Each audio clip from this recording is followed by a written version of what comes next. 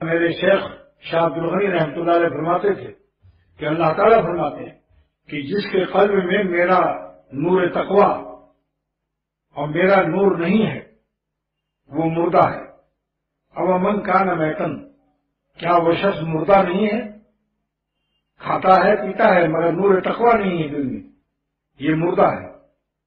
فأحییناہ، پھر ہم نے ان کو حیات ایمانی بخشا، کفر کو ایمان میں تبدیل کر دیا۔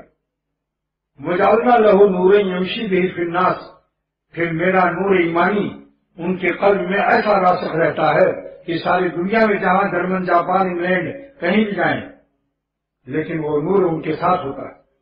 یمشی بہ فی الناس، انسانوں میں اپنا نور تقوی لیے پھرتے ہیں۔ سارے عالم میں الف لام اس خلاف کا ہے، سارے عالم میں جہاں جاتے ہیں ہمارے نور تقوی اور نور ولایت اور ہماری دوستی کو کے نور کو ساتھ رکھتے ہیں۔ ان کا نور تقوی اور نور دوستی مسجدوں کے لیے خاص نہیں، ملتزم کے لیے خاص نہیں، روضہ مبارک پر خاص نہیں ہے۔ جہاں جاتے ہیں ہم تیرا فسانہ چھیڑ دیتے ہیں، کوئی محفل ہو تیرا رنگ محفل دیکھ لیتے۔ اس لیے خواجہ صاحب نے فرمایا کہ دنیاوی عاشقوں کی معشوقوں کی گلیاں کوچے لیلا ایک ہوتی ہے، یا 10-20 لیلاؤں کو سمجھ لو، کوچا ہی کوچا ہے ان کے پاس، اور اللہ کے عاشقوں کا سارا عالم کوچے محبوب ہے۔ اللہ کے عاشقوں کا پورا عالم کوچے محبوب ہے، کیونکہ محبوب ہی کا آسمان ہے، محبوب ہی کی زمین ہے، محبوب ہی کے پہاڑوں کے دامن ہیں، محبوب ہی کا سکوت صحرا ہے، محبوب ہی کا لب دریا ہے۔ وہ دریا کے کنارے ہوں یا جنگل کے سناٹے میں رو رہے ہوں یا پہاڑوں کے دامن میں آہو پورا کر رہے ہوں، اللہ تعالیٰ ان کے ساتھ ہے۔ اس لیے خواجہ صاحب کا بہترین شعر ہے، پھرتا ہوں دل میں یار کو مہما کیے ہوئے، پھرتا ہوں دل میں یار کو مہما کیے ہوئے، روئے زمیں کو کوچے جانا کیے ہوئے، روئے زمیں کو کوچے جانا کیے ہوئے۔ اور ان کے ان عاشقوں کے کوچے محبوب کی لہلائیں ایک دن خبر ملے گی کہ ان کو فالج کا اٹیک ہو گیا۔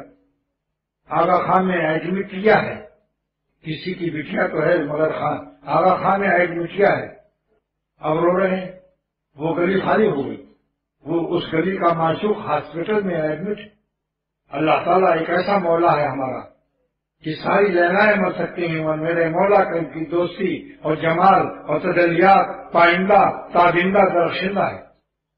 اسی لیے اللہ تعالیٰ کے عاشقوں میں ان کے جمال میں اور ان کے عشق کی بازار ہمیشہ گرم رہتے ہیں، کبھی ٹھنڈے ہی نہیں ہوتے۔